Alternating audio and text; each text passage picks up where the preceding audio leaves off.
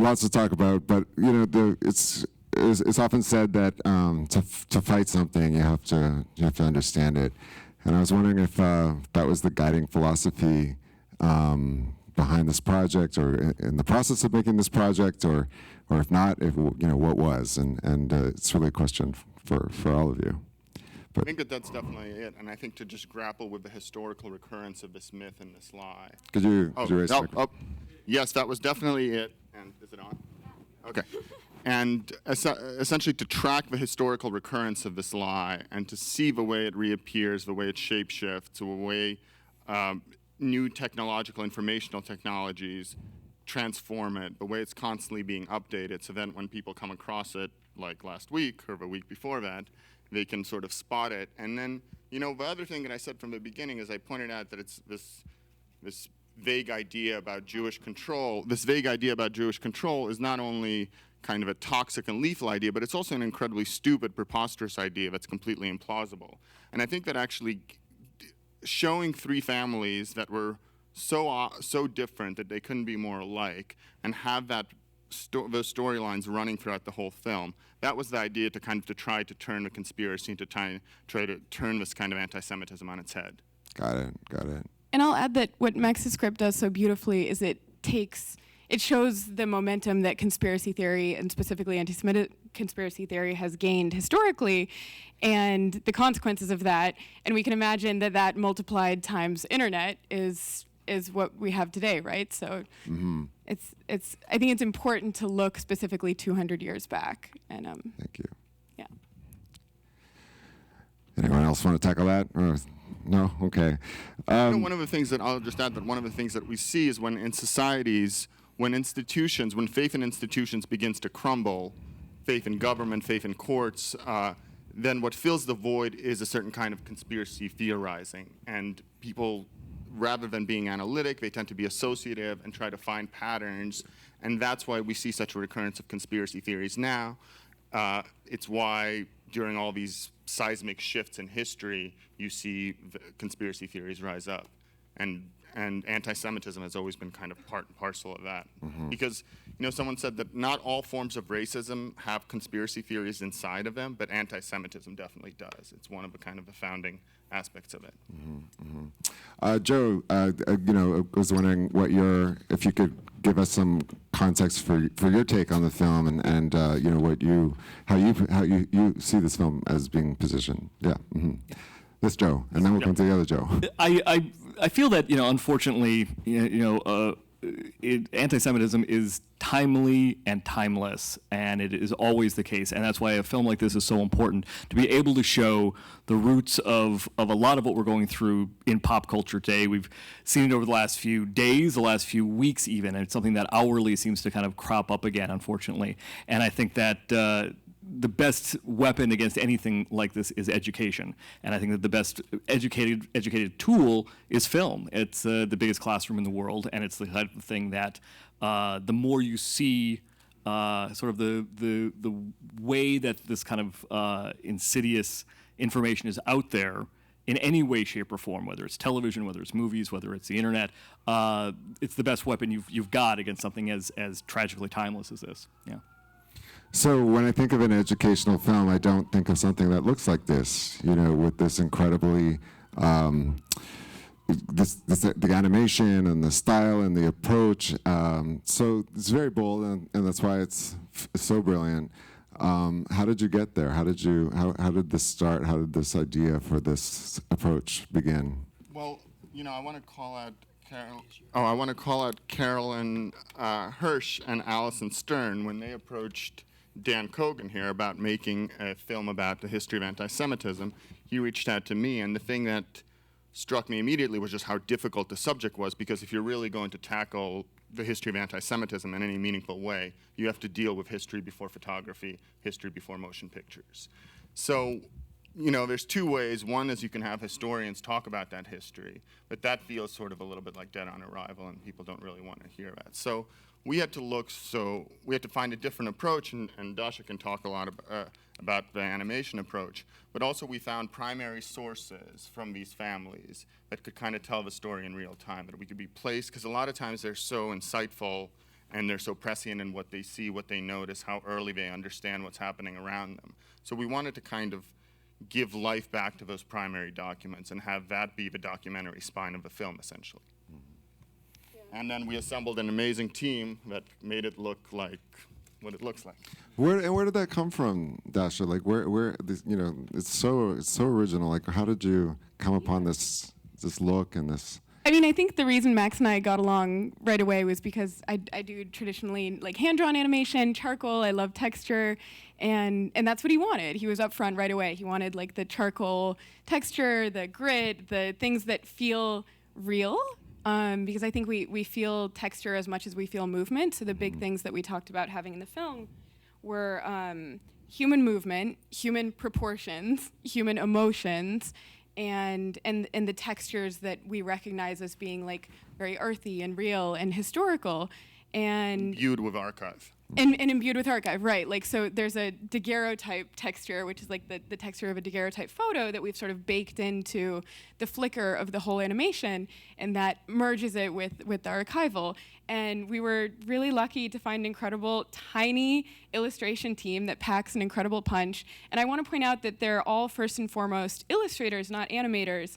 And the reason for that is they have an incredible eye, and they each sort of developed a style in the film. So Max has talked about this, and if you'd watched, you'll notice that there are different styles that correspond to different historical periods. So there's the Russian constructivist style that sort of you see at the time of the revolution.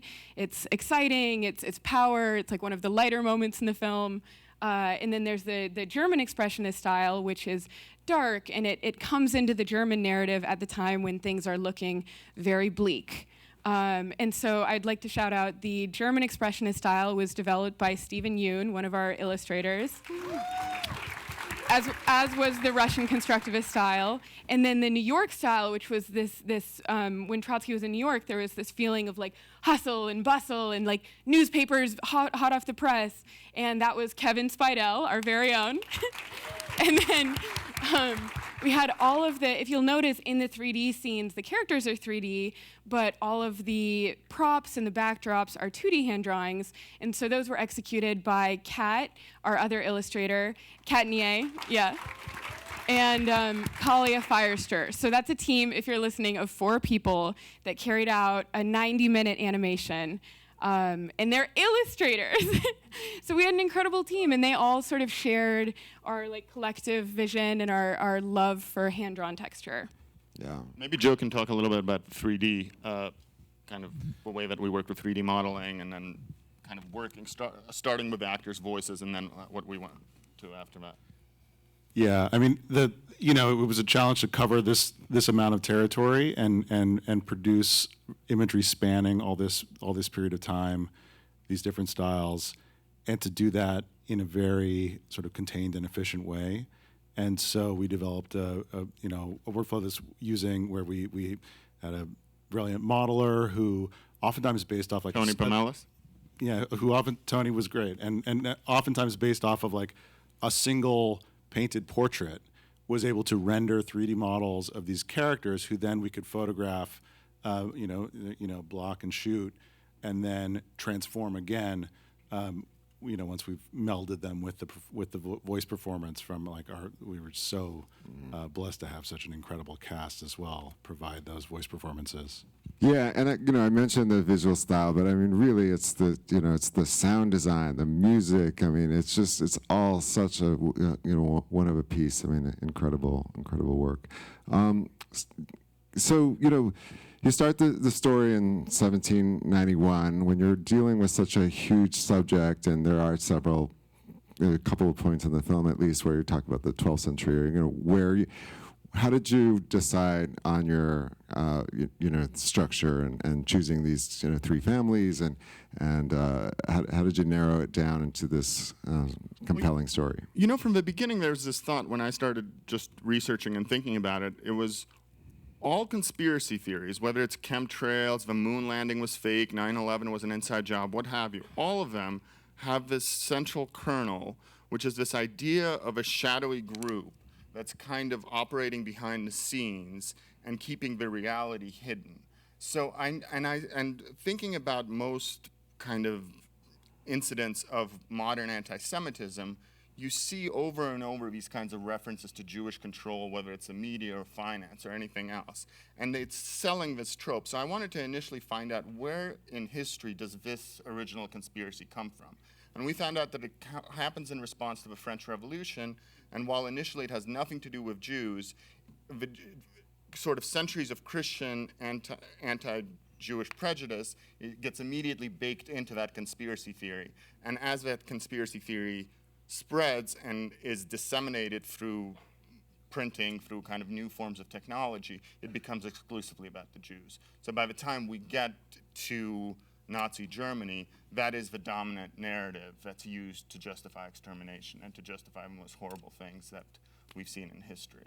So from the beginning, that was the core, and then we realized that also in dealing with the history of the subject, we would have to do some heavy lifting and explain certain things that a lot of people just don't know, like Jews weren't allowed to own land and how profoundly transformative that was on their status in society. So we had to get that in earlier before, and then we wanted to see where the primary record started. And so, with the first generations of the family, there's nothing that's really known, even in the books. And so where we start is really where the memoirs begin, and from there try to tell this story, because we wanted to not just tell the story of a conspiracy, but also the families that were thrust into it and had to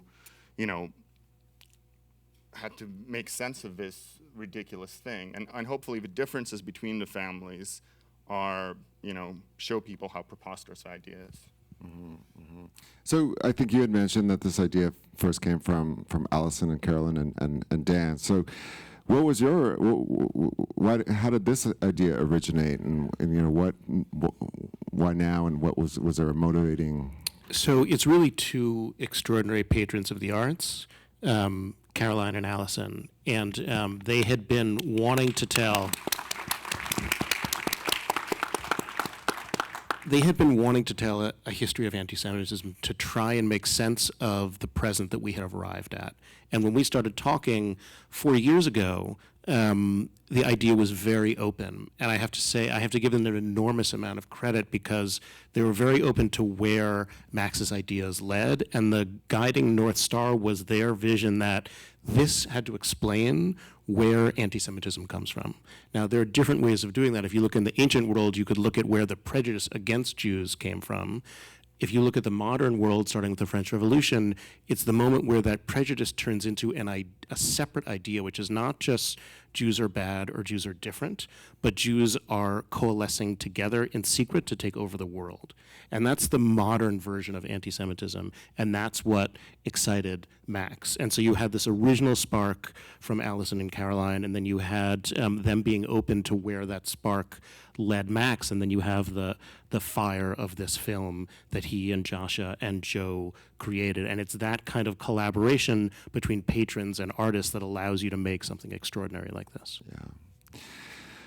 Joe, I want to throw it back to you, and in your response to the film, you've got a great history as a film critic. Is there anything that struck you in terms of film history? Does this film connect it, any lineage with you, or anything that you'd like to bring into that conversation? First of all, I want to just compliment all of the filmmakers, because it is an extraordinary piece of work. It's amazing to look at. It's amazing to listen to, as everybody here has commented on, both sound-wise and its visuals and its animation. It's really something that I've rarely seen anything that's akin to it. I think it's really beautiful to look at, and the ideas that it gets across are so important. So to have that marriage of the two, I think, is really extraordinary.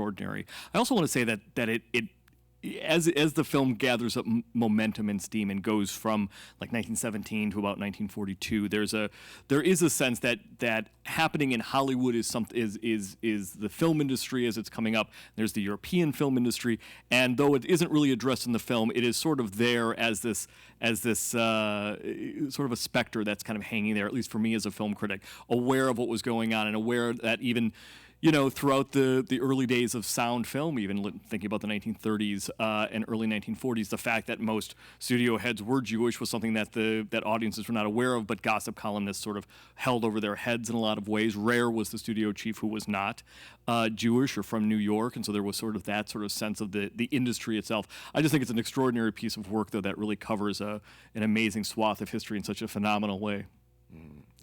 And that was also the challenge of how do you get that much history in a film without being either just an essay film where a voice is leading you the whole way, but that has some sort of characters, has some sort of narrative. Were there things that I mean, you probably started bigger and cut down. You know, is there a... We started with 8 families and a 6-part series. And like 3 hours of animation, which is crazy And for then anyone who whittled that knows. down. Yeah. So, and then how does that process work? If you don't animate fully until you've got your picture lock, or how do... No, I think we're just deciding on whether, again, if you're taking the whole subject, you know, you could go so big and so Right. ambitious. But then what we discovered is that with some of the earliest history, there's just not the kind of specificity in the historical material. So it's very, very hard to do this kind of, you know, what we do with the families where the people are really acting out their lives. It's very, very hard to do that before a certain period. And so we wanted to start there, give the necessary kind of hand-holding and explication that's there to get to that point, but then let the personal stories do as much of a, you know, of a work as possible. Yeah. And also, I'll say thanks to Caroline and Allison and Story Syndicate, we had the room to have this back and forth in developing scenes and developing animation. Like it was a funny back and forth before we figured out the pipeline, but that's something that's so unique to this specific film and our team. Like that's not something you get in animation ever. So I think that's why we're able to develop a new style. We're incredibly lucky to have that. We're very lucky to work in person during COVID because there's so many kind of once you get really pedantic about, you know, historical details, like whether an ID card in 1940s France had a photograph on it or not. You know, a lot of times you're like, oh no, and then you have to make these tiny adjustments on the fly because animation is so labor intensive. The sooner you can get the person that's in charge to make that change, the better. And so I feel like if we were in the Zoomosphere, too much would have been lost just in remote work and miscommunication and not knowing these tiny details. So last question, because we're running out of time. This is thank you for trusting us with this world premiere. It meant a great deal. What impact would you dream for this film to have? It's a question for each of you. You know, you just screened it for the first time for the first public audience, and what? Dan, you should start. You're the king of impact.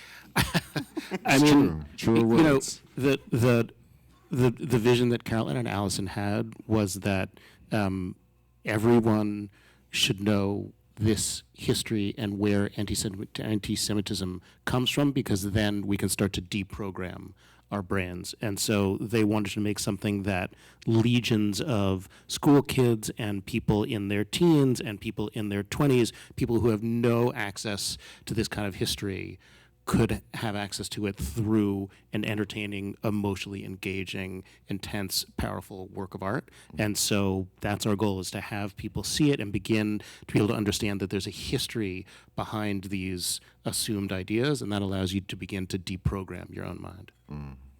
Yeah, and to just piggyback on that, you know, there's just been such a crisis in historical knowledge with younger generations, and I feel like that was the most exciting part of the challenge, is how do you take on, you know, you have, you know, 230 documentaries, very few of them are about, you know, about the 19th century or any kind of ancient history, but there's so much to learn from these kinds of historical recurrences and these patterns, and they provide incredible perspective on today's times. And so I feel like it was just trying to figure out how can documentary move into representing those periods that traditionally haven't been represented because of lack of photographs or lack of footage. I went to public high school in Montana, so I hope it makes it there. That'd be incredible. Yeah, I think that showing the scope and transformation of ideas over time is something that often is the purview of the essay or of experts, and we wanted to really, like with the narrative, like the style, build a bridge between that kind of like historically accurate, deep understanding of the transformation of ideas, how they evolve, and how they impact society, and have it be accessible in this way that can reach the high school in Montana and really work there. So I think that's what we're going for. Fantastic. And Joe, last word as someone who admires this film as much as I do. I think it's phenomenal. I would also like to ask the filmmakers really quickly, because it's a graphic film. It's beautiful to look at. But as I think about young viewers, Generation Z, younger millennials, these are audiences who think graphically, and this is the kind of film that will attract their attention, I think, in a lot of ways. I'm wondering if you've gotten feedback from younger viewers, anybody who's seen it, or if you kind of had audiences like that in mind in some ways, because I think that those are audiences who get their information in a lot of different places, and a 90-minute documentary is something that they may or may not sort of think, oh, this is something I'm gonna be drawn to.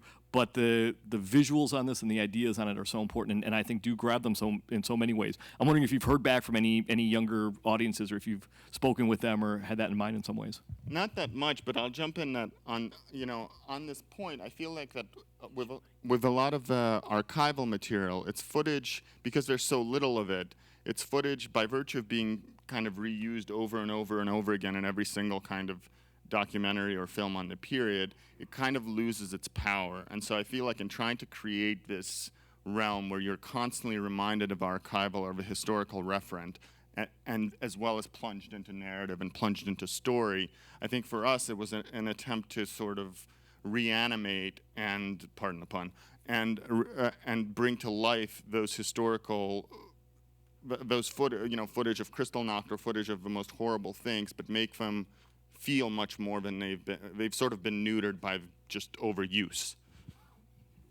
I will say I've screened it with a younger audience, and I think the younger generation is really used to 3D, and they like speak that language. And my big insecurity about the film was, as a 2D animator, I was like, oh my God, it's too 3D. It's too much of that feeling. It's going to fall into the uncanny valley. And the feedback, I'm very happy, has been that I don't think it does. I think that's like a language that we speak, and it's sort of under a layer of texture and hand-drawn animation that we're not used to. So it's like a merge of a language that younger audiences are used to, and then sort of a texture that they're not used to, which pulls them in. So I hope everyone receives it that way. Is Ben Schenkman here? No? Oh. And I wanted to give a hands up to Ben Schenkman, who's one of the best actors in the world, and he plays Alfred Dreyfus in the film. And Rebecca Gillen, who plays Sarah Warburg and a few anti-Semitic paper boys. Thank you, Ben. And actually, Ben was the first actor that we recorded, and I swear to God, and I'm not just fluffing it, every single other actor said that they agreed to do it because they love Ben and all the stuff that he does. Fantastic. Thank you. It's a powerful work of art. It's a powerful tool, and it really ends Doc NYC's 13th edition on a note of hope. So thank you. Thank you. Thank you so much, Jay. Thank you all. Thank you for watching.